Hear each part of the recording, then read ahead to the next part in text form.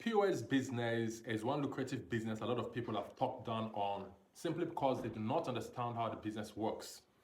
When you get your capital, you have to decide if you want to rent a shop. But personally, I will not advise you, if you're starting a POS business, just go and rent a shop. You can grow to that level. But as you're starting as a beginner, you could get an umbrella, you could get a kiosk, you understand? If you want to get an umbrella, there is this table they built that you can just put your banner in front. You start off with an umbrella. Okay, of course, it's important to know that. Then if you know you have more money to invest in a roadside kiosk for protection, in case when it rains or when the sun is shining, you can also have your shade. And of course, branding is important. You imagine you running a business and you don't think about branding, it's not cool. First of all, you have to think of the name you want to name your business. Then you come up with branding. Branding has to do with your name. You have your signboard, you have your banner, placed somewhere. And that is how you advertise your business. Imagine you having a kiosk and nobody knows what you're doing. Sometimes they just feel like you're doing Baba Jebu. But when you're able to put your signboard, your branding, they'll understand that, hey, this is what this person is doing. So branding is important. Another thing you need to think about is how to get a POS machine. Most companies will give it to you free of charge. If you want to go through the banking system, they might delay you. You know how the banks in Nigeria act. But when you go through a fintech company, they might give it to you free of charge, but they will just ask you to pay some money, and they will give you daily targets that you have to meet. And that is how you can also get it free of charge from there. But if you want to go through the commercial banks, there might be a delay. So it's advisable you go for the fintech companies. You have to choose a better fintech company that has good network. We have a lot of them there. I don't want to mention brands, so it doesn't look like I'm doing free of charge advert for them.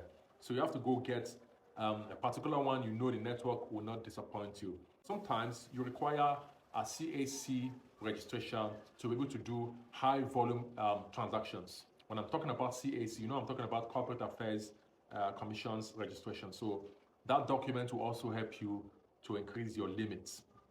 Now you have to think of how you can register as an agent.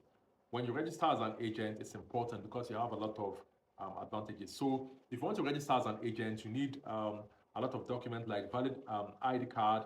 You could go with your NIN or voter's card, driver's license if you have one, or passport if you have international passports. That can also help. And they also need your passport photograph.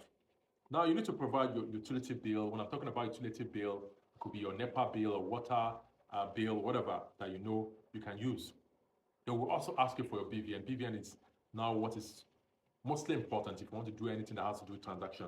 So BVN is bank verification number. They also need it. Then after approval, you will get your POS. In most cases, when you are able to provide everything that you need that day, you get your POS that same day. You can even decide to go for free POS if you don't want to pay money. You understand? Free POS.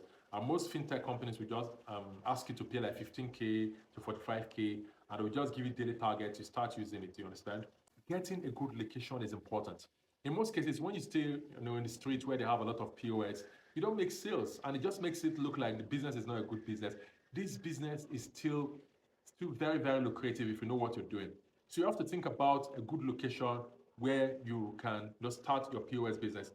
So if you did enjoy this video, you can come back because there will be part 3. This is just the introduction I'm doing. I still have other parts to let you in, only if you subscribe and join me again. This has been Dark Sam Investment Hub. We're here to make you multiply your money. We're here to teach you about side hustles that can, put food on your table. Side hustles that can, help you with your finances. Thank you for watching, and please, once again, share, subscribe, and come back for more.